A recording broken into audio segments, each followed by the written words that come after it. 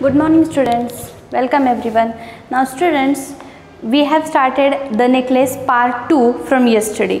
Now in that part 2 we saw that Mathilde and her husband was searching for new necklace in jeweler to jeweler shop, and in one jeweler shop they have already found one new necklace same like that friends necklace, म्हणजे त्यांच्या त्या मैत्रिणीच्या necklace सारखा त्यांना एक नेकलेसची string मिळाली. And they have done that necklace to get in to 36,000 francs. त्यांनी त्या ज्वेलर शॉपवाल्याकडे विनंती करून किंवा बार्गेनिंग करून 36,000 फ्रान्सेसला घेण्यासाठी तो नेकलेस त्याला तयार केलं. Now next part we will see on page number 23. So they begged the jeweler not to sell it for 3 days. So they begged means they begged, they requested to that jeweler shop to that jeweler shop's owner, and they begged to them that not to sell for 3 days. म्हणजे त्यांनी त्याच्याकडे विनंती केली, खूप विनंती केली की तुम्ही हा नेकलेस 3 दिवसांसाठी प्लीज कोणालाही विकू नका. And they made an arrangement that he would take it back for 34,000 francs if the other necklace was found before the end of February.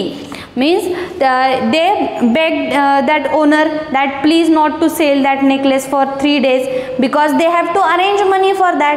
So they took 3 days, and after that they make an arrangement that if the another necklace will find, then they will sell that another necklace to him for 34,000 francs. म्हणजे त्यांनी त्याच्याकडे अशी विनंती केली पहिली म्हणजे की तो नेकलेस आहे तो प्लीज 3 दिवसांसाठी तरी विकू नका. आणि त्यानंतर पुन्हा अशी त्यांनी अरेंजमेंट देखील केली की जर का तो आपला आधीचा हरवलेला नेकलेस सापडला एंड ऑफ फेब्रुवारी, जे फेब्रुवारीच्या एंडिंगपर्यंत जर का आधीचा नेकलेस सापडला तर तो नेकलेस आम्ही तुमच्याकडे आणून विकणार आणि त्या नेकलेसची किंमत तुम्ही आम्हाला 34,000 फ्रान्सेस द्यायची, अशी त्यांनी त्याच्याकडे अरेंजमेंट केली. Then Loisel had 18,000 francs which his father had left him. He would borrow the rest. Now Mr. Luzil म्हणजे Mathilde's husband was already having 18,000 francs, म्हणजे त्यांच्याकडे 18,000 फ्रान्सेस ऑलरेडी होते which his father had left him for him. म्हणजे त्याचे वडिलांनी त्याच्यासाठी ठेवलेले पैसे किती होते 18,000 Frances. and now he have to arrange more 18,000 frances because that necklace they have arranged to get in 36,000. So more 18,000 they have to arrange. अजून त्यांना 18,000 जमा करायचे होते, 18,000 फ्रान्सेस जमा करायचे होते. Now and he did borrow. He gave notes, made ruinous agreements, dealt with every type of money lender, and now he started to search money and he went to every money lender. म्हणजे now he wants to get a loan, त्याला कर्ज घेणं भाग होतं. now he is searching to the money lender. आता तो मनी लेंडरच्या शोधामध्ये इकडून तिकडे असा पळत होता. and he make many agreements also. आता मनी लेंडरकडून जर का कर्ज घ्यायचं असेल, कर्ज घेताना आपल्याला एक ॲग्रीमेंट करावं लागतं, त्या प्रकारे ते ॲग्रीमेंट करण्यासाठी तो नुसता इकडे तिकडे पळत होता किंवा धावपळ करत होता. Then he went to get the new necklace and finally he arranged more 18,000 and now 36,000 they are having, and they went to the jeweler shop. आणि त्यांनी त्या ज्वेलर शॉपमध्ये जाऊन they buy a new necklace, आणि त्यांनी पुन्हा तो 18,000 फ्रान्सेसला नवीन नेकलेस घेतला. And laid down on the jeweller's counter 36,000 francs, आणि त्यांनी तो ज्वेलर्स घेऊन 36,000 फ्रान्सेस जे ठरल्याप्रमाणे होते ते त्या काउंटरवरती ठेवले. When madam Loisel look the necklace back, madam Forestier said coldly, "You should have returned it sooner. I might have needed it. Means, and after some time, when Madame Loisel returned that necklace to her friend, to Madame Forestier, that time Madame Forestier coldly said that you should have written it early. I maybe needed it. म्हणजे तिने जेव्हा तो necklace दुकानातून आणल्यानंतर तिच्या मैत्रिणीकडे द्यायला गेली, तेव्हा तिची मैत्रीण शांतपणे तिला बोलली की तू मला हा नेकलेस लवकर सुद्धा देऊ शकत होतीस, कदाचित मला जर लागला असता तर, अशा प्रकारे. Then from then on Madame Loisel knew the horrible life of very poor.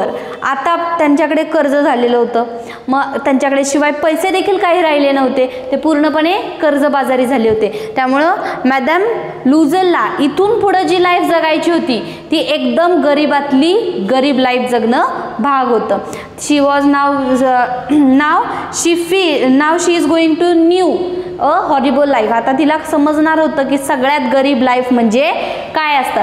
Now her dream was what, she would be a rich and she would live a rich and luxurious life. तिला खूप श्रीमंत life जगायची होती, पण आता परिस्थिती अशी झाली होती की तिची लाईफ आता खूप गरीब असणार होती.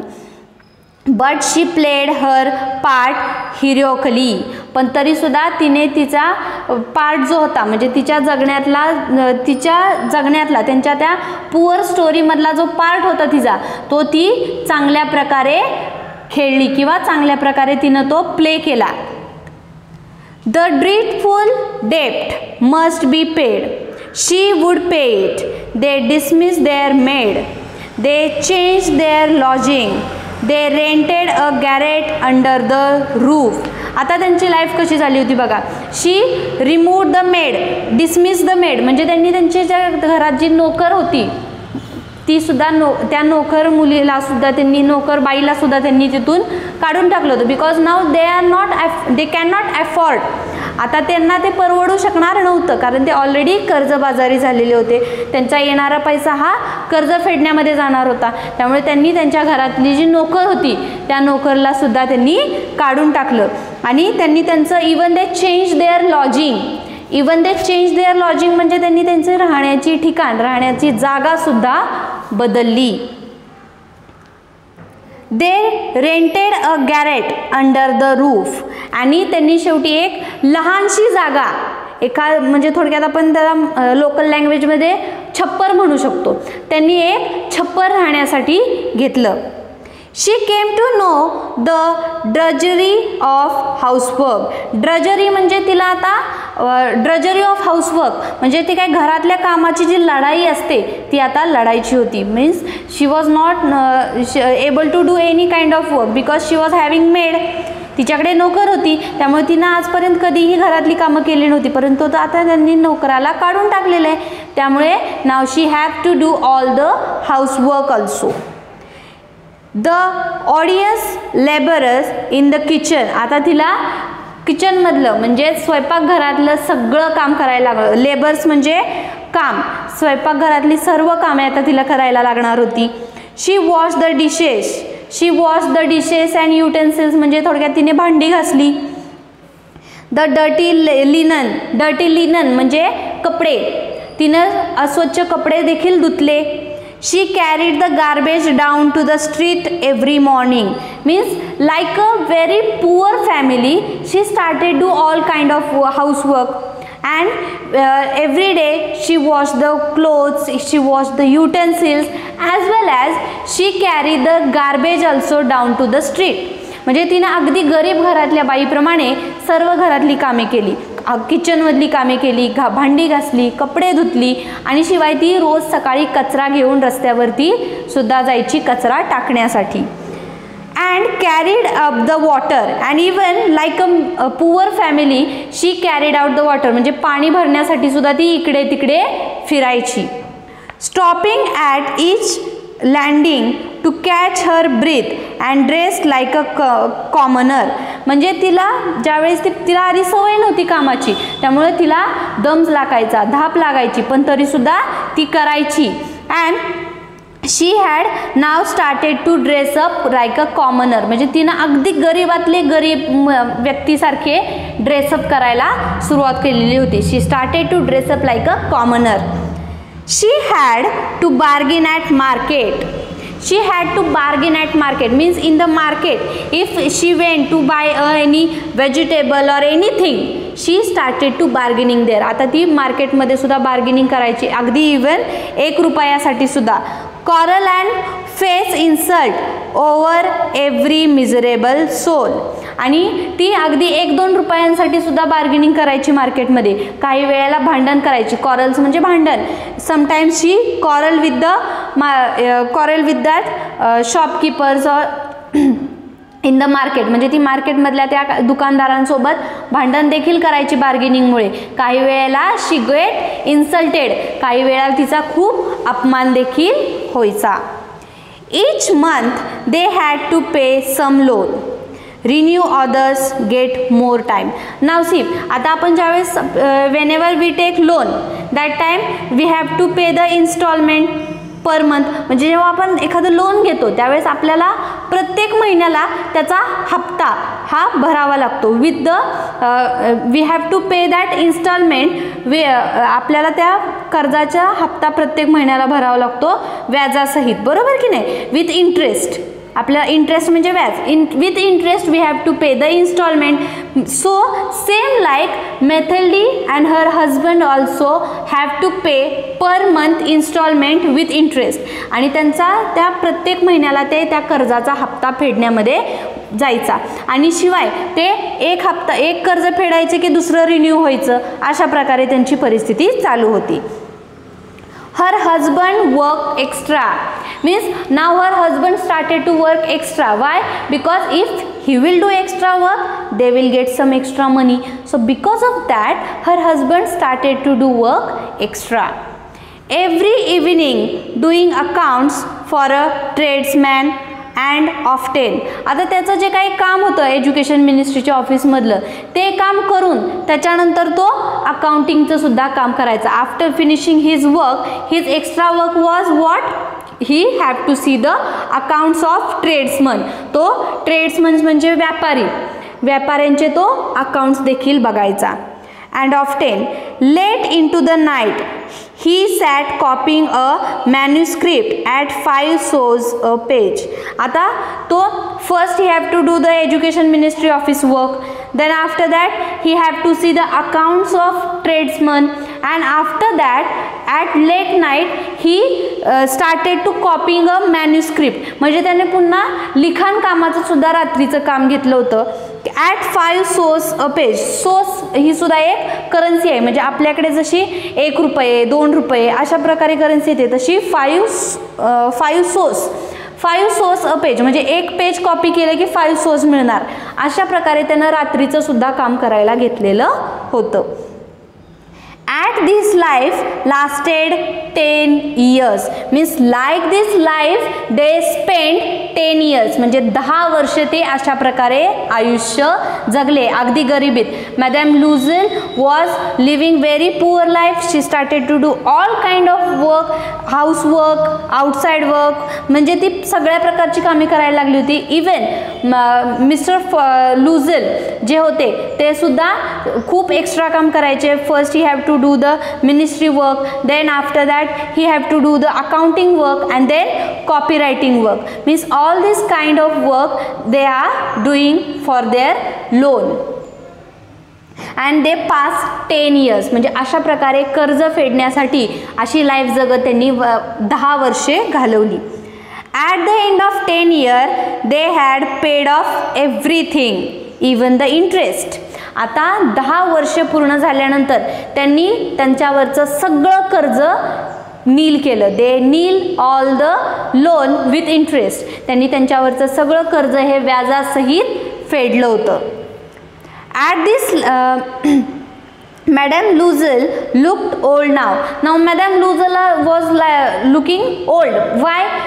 ती काय आता वयस्कर दिसायला लागली होती, कारण ह्या 10 वर्षात तिने भरपूर काम केलेलं होतं. शिवाय तिच्याकडे पैसे नसल्यामुळे ती स्वतःच्या काही हाऊसमौज असतील किंवा गरजा असतील त्या सुद्धा भागवू शकत नव्हती. Even she can not afford anything for her self. तिला तिच्या स्वतःसाठी काहीही घेता येत नव्हतं, म्हणून ती आता दिवसेंदिवस वयस्करच दिसत चालली होती. Often she brooded over the past. How would have happened if she had not lost that necklace? Now after 10 years, when they cleared that all the loan, that time she started to look now old, and she was thinking that if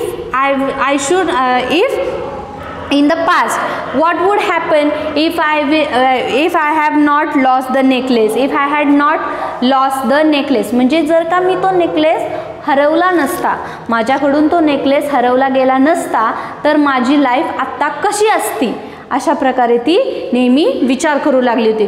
how would be my life, म्हणजे माझी life आत्ता कशी असू शकते, अशा प्रकारे ती विचार करू लागली. हाऊ स्ट्रेंज लाईफ इज, म्हणजे life is very strange. She was thinking that जीवन हे खूप विचित्र आहे. स्ट्रेंज म्हणजे विचित्र. हाऊ फिकल म्हणजे सुद्धा आपण विचित्रच म्हणू शकतो, म्हणजे किती वेगळं विचित्र आयुष्य हे आहे. How little is needed for one to be ruined or saved, म्हणजे एखादी गोष्ट ही समाप्त व्हायला किंवा संपायला किंवा आपण मोडकळीस येण्यासाठी एक छोट्या गोष्टीची सुद्धा कसं साथ होते. म्हणजे ती अशी विचार करायची की आपल्याला जर का how little is needed for one to be ruined or saved, म्हणजे आपण वाचण्यासाठी किंवा आपण सगळं काही गमावण्यासाठी किंवा आपण सगळं काही मिळवण्यासाठी किंवा साठवण्यासाठी आपल्याला एक लहानशी गोष्ट सुद्धा पुरेशी असते. आता जर का समजा they have not lost the necklace, तर त्यांनी तो नेकलेस हरवला नसता तर त्यांची लाईफ इतकी 10 वर्ष गेली असती का? 10 वर्ष त्यांनी जेवढे पैसे गमावले तेवढे पैसे त्यांनी साठवले असते, बरोबर की नाही? पण त्या नेकलेसच्या हरवल्यामुळं त्यांनी त्यांच्या जवळचं होतं ते पण गेलं आणि शिवाय 10 वर्षात त्यांना गरिबीची लाईफ सुद्धा जगावी लागली. One Sunday as she was walking in the Champs Elysees, suddenly she saw Madame Forestier, still young, still beautiful, still charming. आता ती त्यांचं कर्जपाणी भेटलं होतं, त्यामुळे आता ते जरा बऱ्यापैकी जरा थोडे रिलॅक्स होते. मग ते एक दिवशी पार्कमध्ये ती फिरत होती. Walking, she was walking in the park and she saw the madam Forestier. Who is madam Forestier? Her friend from home she buy a necklace, म्हणजे अशी तिची मैत्रीण की जिच्याकडून तिने तो नेकलेस घेतला होता. ती मैत्रीण तिला एकदा पार्कमध्ये चालताना दिसली. Still young, still beautiful, still charming. That madam Forestier was looking still young. ती अजून सुद्धा खूप तरुण, खूप सुंदर आणि खूप अट्रॅक्टिव्ह दिसत होती अजून सुद्धा. का? Because she was not suffering from the poorness. ती गरिबीतून जात होती का? नाही. She can afford everything, so she can maintain herself. तिला सगळं काही अफोर्ड करू शकत होती, त्यामुळे तिने स्वतःला मेंटेन केलं होतं. But madam Loisel cannot maintain herself, पण मॅडम लुझेलनं स्वतःला मेंटेन करू शकली नव्हती. नाव last part has only remain on page number 24 that we will see in the next period. So till that time, read the story very carefully, pick out the difficult words with its meaning and write it in your notebook and learn it also. Thank you.